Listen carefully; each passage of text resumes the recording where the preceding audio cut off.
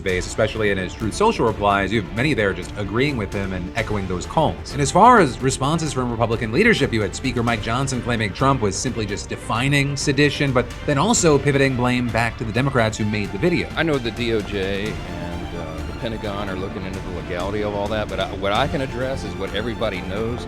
That was wildly inappropriate. It is very dangerous. You have leading members of Congress telling troops to disobey orders. I think that's unprecedented in American history. Right, and then you also... I mean, if there are clearly illegal orders, yes, you should be able to.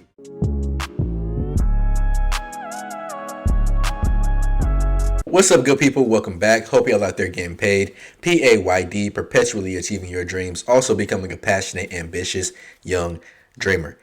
And guys, we got to talk about the Orange Man. He is out of his mind. We got to look at this video from Philip DeFranco titled "Trump Calls for the Death of Democrats in Crazy Meltdown." So guys, without further ado, Trump just called for Democratic lawmakers to be executed. So, just another normal, chill day. Right, so this week, a group of Democrats who previously served either in the military or intelligence community made a video addressed to troops and others currently serving in those fields. And that including people like Senators Alyssa Slotkin, Mark Kelly, and more, and they others Democrats who lawmakers to be executed. So, just another normal, chill day. Right, so this week, a group of Democrats who previously served either in the military or intelligence community made a video addressed to troops and others currently serving in those fields. And that including people like Senators Alyssa Slotkin, Mark Kelly, and more, and they said, "This administration is pitting our uniformed military and intelligence community professionals against American citizens. Like us, you all swore an oath to protect and defend this Constitution. Right now, the threats to our Constitution aren't just coming from abroad, but from right here at home. Our laws are clear. You can refuse illegal orders. You can refuse illegal orders. You must refuse illegal orders. No one has to carry out orders that violate the law or our Constitution." And immediately, and yes, that's true, because if there's no checks coming up from above, then that leads into a tyrannical government, tyrannical institution, whatever it may be, military, even down to just, local government. you had a lot of Republicans condemning this, right? Trying to claim that these lawmakers were calling for insurrection, saying they're openly trying to undermine our commander-in-chief and Secretary of War, as well as insulting service members. But then you had Trump ramping up those attacks today when he wrote, "Each one of these traitors to our country should be arrested and put on trial. This is really bad and dangerous to our country. Their words cannot be allowed to stand. Seditious behavior from traitors, lock them up. Seditious behavior punishable by death." And the fact that they're saying that they're trying to undermine the commander-in-chief and that they have to go along with illegal orders, at what part of that is American freedom? What part of that is democracy? What part of that is life, liberty, and the pursuit of happiness, right? Where is the autonomy in that? If we can't refuse something that goes against the Constitution or just goes against morality in general, at what point can we call ourselves American? We're just like any other country out there that doesn't allow their people to be full autonomous human beings. You can't speak out or you'll be put to death. You can't refuse orders or you'll be put to death. At what point do we say, no, we can't go any further? And also reposting a bunch of other attacks against those lawmakers, including one that said, "Hang them." George Washington would. And mind you, this is coming from a president and his supporters who say that it's actually his opponents that are inciting violence. And so among the things you saw, you had people like Governor Gavin Newsom writing, "The President of the United States of America just called for the death of Democratic lawmakers," saying this man is sick in the head. And you also had Senator Chris Coons adding, "The administration should never try to force our service members to carry out an illegal order. Calling for the execution of senators and Congress members for reminding our troops of that is chilling behavior. Every one of my Republican colleagues needs to swiftly condemn this." And you had Senator Chris Murphy also posting a video calling for people to fight back against this, to not normalize these incitements of violence. If you are a person of influence in this country, maybe it's time to pick a fucking side.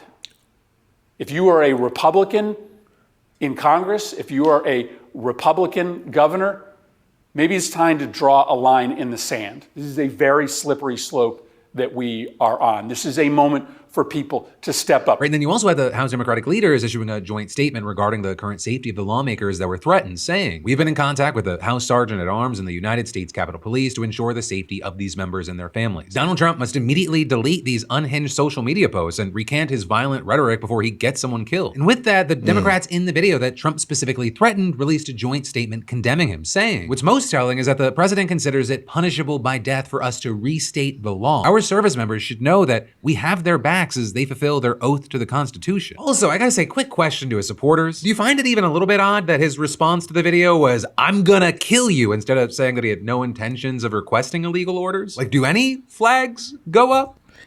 They should be going up like crazy. The fact that he just even feels that that's okay, there's a couple of things going on here.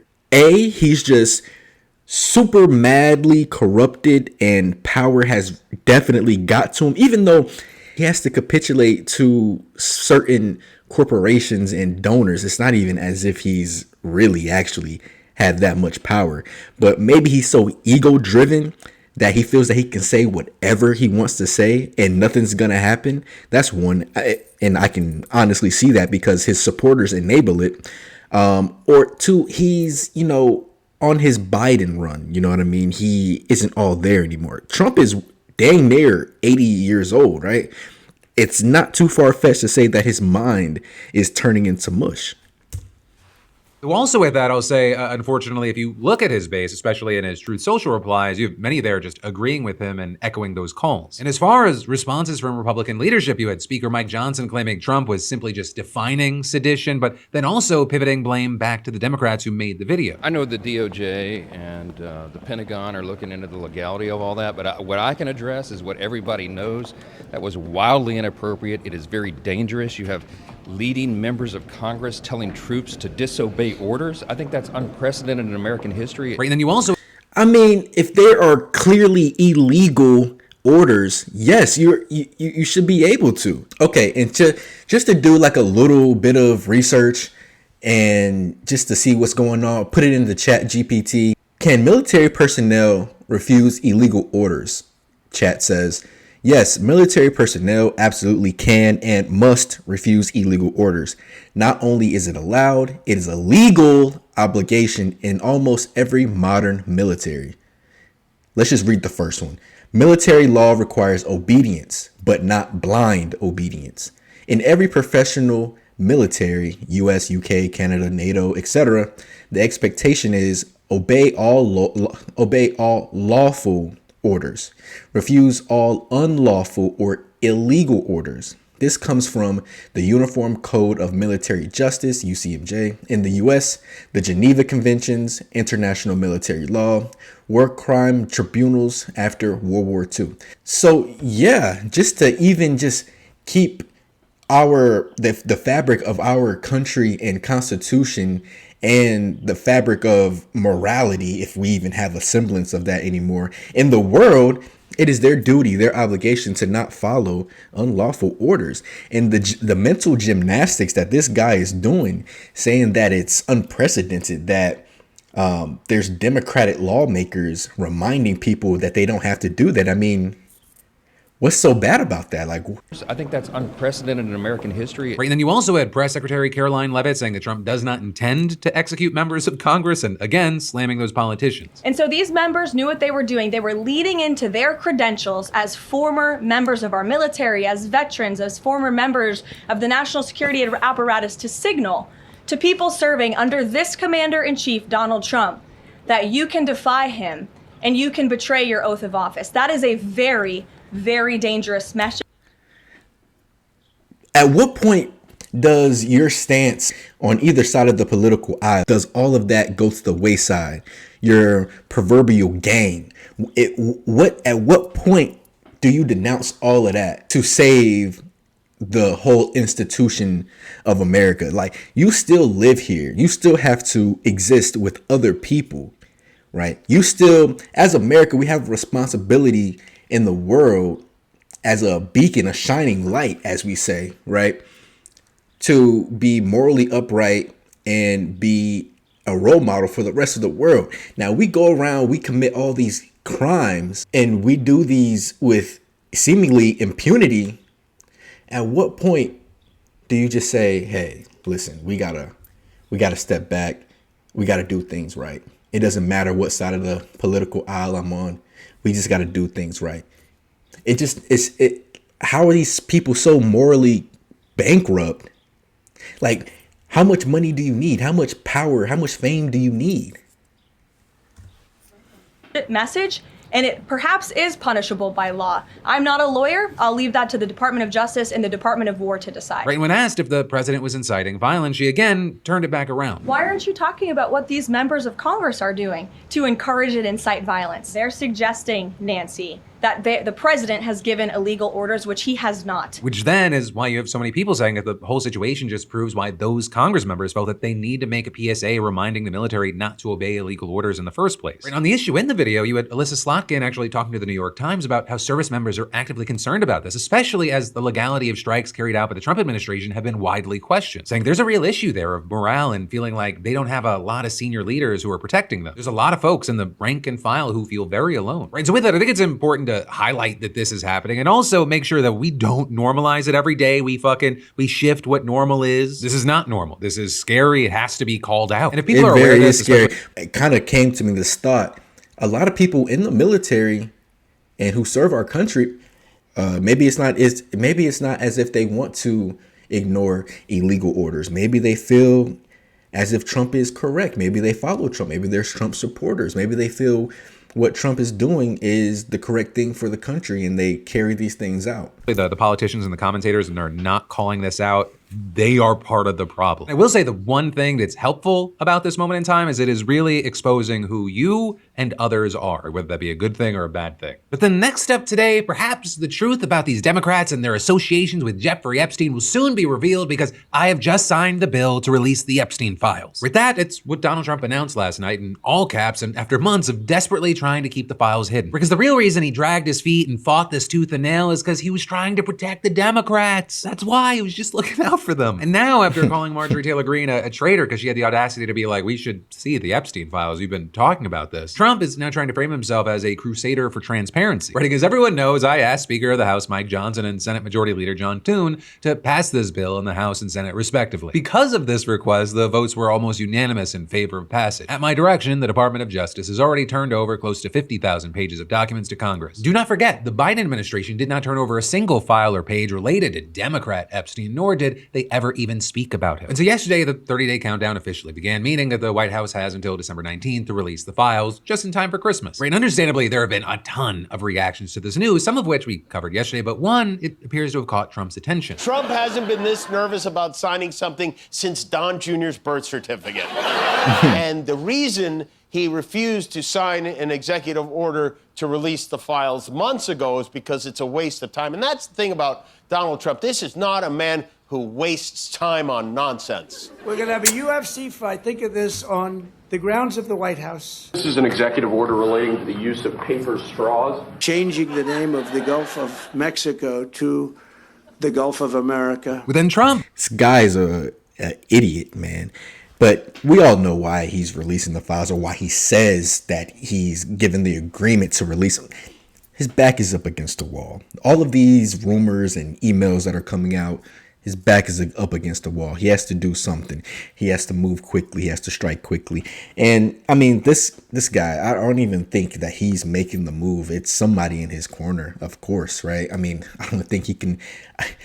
It doesn't really seem as if Donald Trump cares about anything enough, especially being punished, right? So I feel like it's somebody in his corner saying, hey, yo, we got to go ahead. We got to move on this. We got to mitigate some of this backlash. Because, I mean, even with this new Make America First movement, people are denouncing him. Like, they're really not behind him anymore because of all these things that have came out. So, yeah, it's not looking good for Trump at all right now. who I think I'm jealous of how much TV time he seems to get. At 12:49 a.m. last night was a very irritated president, and he fired off a post on Truth Social saying, "Why does ABC fake news keep Jimmy Kimmel, a man with no talent and very poor television ratings, on the air? Why do the TV syndicates put up with it? Also, totally biased coverage. Get the bum off the air." Right, and that coming after he threatened ABC itself on Tuesday when one of its reporters asked him about Jeffrey Epstein. I think the license should be taken away from ABC because your news is so fake and it's so wrong. And we have a great commissioner, the chairman, who should look at that. Right, but if, reporters, they couldn't get any straight answers out of Trump, they then tried Attorney General Pam Bondi instead. And when one asked what she'll be doing with the Epstein files over the next month, she replied, "We will continue to follow the law with maximum transparency while protecting victims." With then someone pointing out that back in July, when the DOJ released the infamous memo that provoked this whole Epstein saga, it declared that an exhaustive review of the files turned up no evidence that could predicate an investigation against uncharged third parties. Right, so if that is true, you weren't lying then why are they now investigating Democrats like Bill Clinton, Reid Hoffman, and Larry Summers? Right, the question is, well, what changed between then and now? There's new information, additional information, and again, we will continue to follow the law. And while that, it may have convinced some, you have others saying they just can't wrap their heads around all the flip-flopping from the second Trump administration. And that includes people who have been Trump diehards like Joe Rogan. I heard there's no files. I heard it's a hoax. And then all of a sudden, he's going to release the files. Well, I thought there was no files. Man. He wants an investigation now. Listen. Like, what is going on? I don't think Trump is in there in a criminal way. But I think he has a lot of powerful friends that have been putting pressure. I agree with that. Shit under wraps. I think that. I agree with that. I think it's going to be. But that said, there is at least one prominent thought leader on the right who's got Trump's back, even up to this point, and that is Ben Shapiro. There is no evidence that President Trump is engaging in some sort of widespread, deep cover-up of documents that, if just released, will solve all the mysteries, that he's hiding all of this. This whole thing was political. It was always political. But with Shapiro. And I have a theory, and let me know if it's too conspiratorial. Please put it down in the comments. But maybe, just maybe, that this whole left-right, Democrat, conservative thing, it's just an illusion. It's for the people outside of the game to play along with. And maybe people who are on that list, Trump knows about, right? Whether it's Democrat, conservative, whatever, black, white. And he wants to protect those people. But since now that he's under fire, he has to pump fake. He's pump faking right now, right? But maybe there's something that he can do in the meantime to get the heat off of everybody else. And he's still protecting these people. Will we see the files come out before December 19th? In my opinion, I don't think so. I mean, I'm just kind of making an opinion. I'm naturally distrustful of people in power, but I feel like there's a bigger play at stake right now. Naturally attacking Democrats over this, but he also went after some of his enemies in this ongoing MAGA civil war. Though this time not Tucker Carlson, Candace Owens, or Nick Fuentes, but rather a few other big names. Marjorie Taylor Greene was a joke and remains a joke today. The attempt to turn Marjorie Taylor Greene into some sort of honest, great intellect is like the perfect example of how strange new respect is earned simply by attacking President Trump. And the reason Thomas Massie is attacking Trump on Epstein is not because Thomas Massie is so deep in the weeds on Epstein and cares deeply about, I mean, he's right next to Ro Khanna. Come on. It's because Massie doesn't like many of the things that Trump is doing as president. Hundreds of texts over almost a year show MAGA influencer Steve Bannon and convicted sex offender Jeffrey Epstein workshopping legal and media strategies to protect Epstein from the legal and publicity quagmire that enveloped him in the last year of his life. So his argument is that essentially many of the people on the right that are breaking from Trump on Epstein right now, they're just cynically using the issue to position themselves as the new leaders of MAGA once Trump's gone. Now, whether that's true or not, that remains to be seen right now. Though in the meantime, if it turns out there is some seriously explosive shit about Trump or his friends or some of his allies in those files, he'll have some egg on his face. But for now, we largely are going to have to wait to see, though we should get some answers, like I said, by December 19th. Though then also, as we talked about in detail yesterday, Trump's got a few different options on how to redact or delay certain parts of the files. But then also, that's what I'm saying. Yeah, right there. Yeah, that's what I'm saying right there. I feel like there's a bigger play in the works. There's probably something that he can do. Let's see. Once the files are released, the DOJ will have 15 days to submit a summary of any redactions made to the files, the categories of documents that were both released and withheld, and a full list of all government officials and politically exposed persons who are named or referenced in the document. Okay, so yeah. The only reason why the files are going to be released and that he's saying that they're going to be released is because of the current rumors surrounding himself. He's trying to protect himself and protect his friends. To submit a summary of any redactions, the categories of documents that were released and withheld, and a full list of all government officials and politically exposed persons who were named or referenced in the documents. And so that technically would give us another deadline of January 5th to look forward to. And then, presuming that lawmakers don't feel satisfied by the White House's explanations, they can try and hold them accountable or take legal action. And in theory, if there is any information that the DOJ temporarily withholds because of an ongoing investigation, then that could come out even later. So basically, this whole Epstein saga, it's hit a big point, but it is also far from over. And then we're going to get into even more in a minute. But first, let me say, debt is like a subscription that you never signed up for. Yeah, man. So listen, man, the orange guy, he's doing too much, but at the same time, he's not doing enough. What can we do, man? I know what we can do. We can go out and get paid, man. PAYD, perpetually achieving your dreams. Become a passionate, ambitious young dreamer. It's wicked out here, man. I'm going to see y'all in the next one. Peace.